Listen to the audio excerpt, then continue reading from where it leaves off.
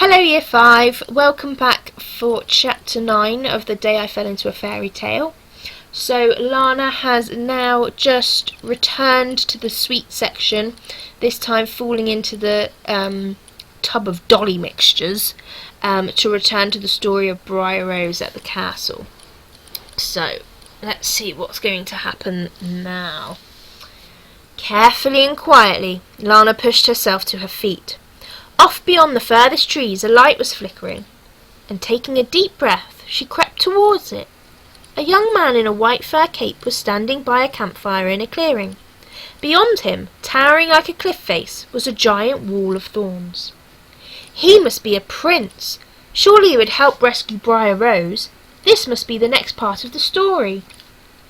Lana suddenly realised that it didn't matter that her mother had taken away the book. Not when she could come through the pick and mix portal and visit any fairy tale she liked. Imagine all the exciting adventures she was going to have. Delighted, Lana crept closer. She could see now that the prince was accompanied by two elderly courtiers, one with a long nose and one with big ears. They were discussing what might be behind the Wall of Thorns. "I've heard," the long-nosed courtier was saying, "that beyond is a castle, and in that castle lives a dragon who breathes real fire." Lana frowned. That wasn't true at all.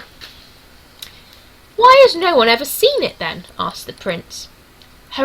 He only flies at night," replied the long-nosed courtier wisely.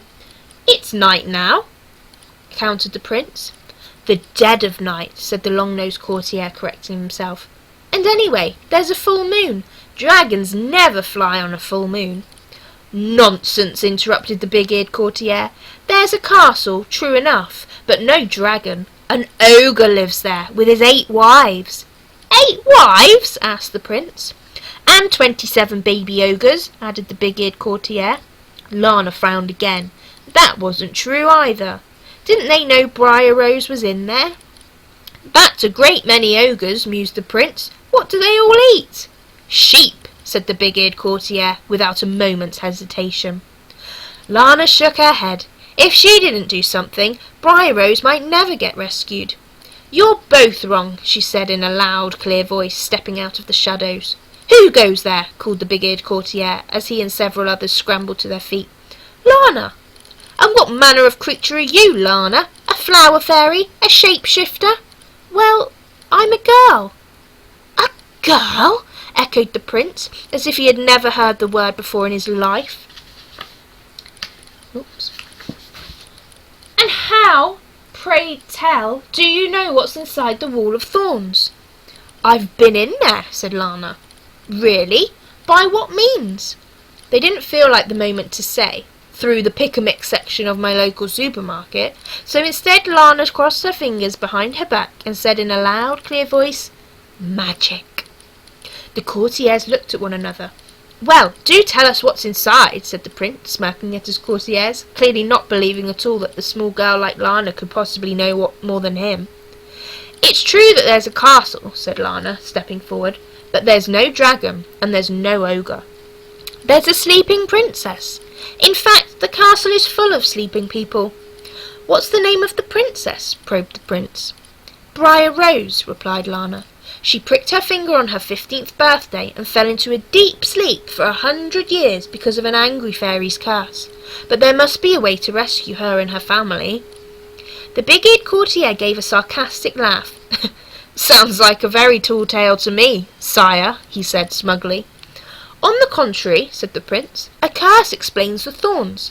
Presumably another, kinder fairy put them there as protection." "Yes," said Lana. "Yes, sire," corrected the long-nosed courtier. "And this princess," said the prince, looking right into Lana's eyes, "what's she like?" "Kind and clever and courageous," said Lana, "and lots of other wonderful things. Every one of the 12 fairies gave her a gift." "Whoa, whoa, whoa, whoa, whoa," said the prince. "The 12 fairies? Her family invited the 12 fairies, and they came? Fairies only eat from gold plates, so these parents must be very wealthy." "I don't know," Lana shrugged. "He's a king, so—" "Trust me," interrupted the prince, leaning in so that only Lana could hear, "that means nothing. I'm heir to the throne of Drysmark, and I'm penniless. He turned away from her. "Sir Elric!" The big-eared courtier stepped forward. "Message the first fairy and ask if she has heard of a princess called Briar Rose." The big-eared courtier took a quill, inscribed a short note, fastened it to the leg of a carrier pigeon, then threw the bird high into the air. The startled pigeons circled their heads once, twice, and then took off over the forest. There was a long, awkward moment while they all waited for the reply. Lana felt an uneasiness creep over her. The prince seemed interested in Briar Rose because of her money, rather than because she was a good person. That couldn't be right, surely. "Takes a while," said the prince to Lana. "The bird has to fly there, catch the attention of the first fairy, and then she needs to reply." They waited some more. "Would you like a drink?" offered the prince. "No, thank you," said Lana. The prince made an elaborate performance of scanning the sky. "It's usually quicker than this."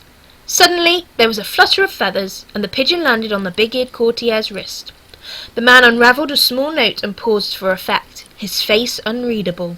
Then, in a loud, clear voice, he declared, "The first fairy has indeed heard of Briar Rose. She was a guest at her birth ceremony and gave her the gift of beauty."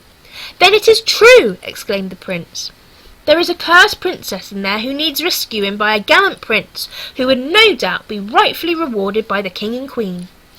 Lana tried to smile, but she was having serious doubts about this prince and his reasons for wanting to rescue Briar Rose.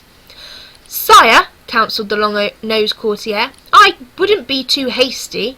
"Silence," said the prince, taking off his jacket. "I'm going in. Sir Ulrich, hand me my sword." But sire," stuttered the big-eared courtier, handling over a delicate-looking sword with a silver jewel-encrusted handle, "you'll wake the ogres." But the prince was already marching towards the Wall of Thorns. "Or the dragon," added the long-nosed courtier. "Nonsense," bellowed the prince, as he hacked away at the nearest briar with his weedy sword. "There's only one thing I'm going to wake, and that's this rich and beautiful princess." He was making a real mess of slicing through the briar, but eventually, after a lot of huffing and puffing, he just about managed to saw his way through. The severed stump recoiled, and a wave of rustling leaves rippled out across the entire Wall of Thorns, as if a brick had been thrown in the middle of a still pond.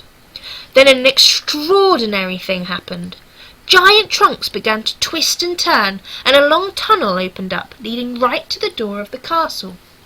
"Oh," said the prince, with an air of disappointment. "I thought it was going to be harder than that."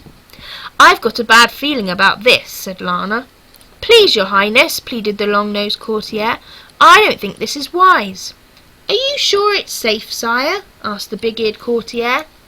"I'm about to become stinking rich," called the prince over his shoulder as he entered the tunnel. "What could possibly go—" And suddenly the Wall of Thorns rushed towards him. "Wrong!" Ooh, right. We will have to return on Monday to see what will happen in chapter 10. Hope you all have a lovely weekend, and we'll see you then. Bye!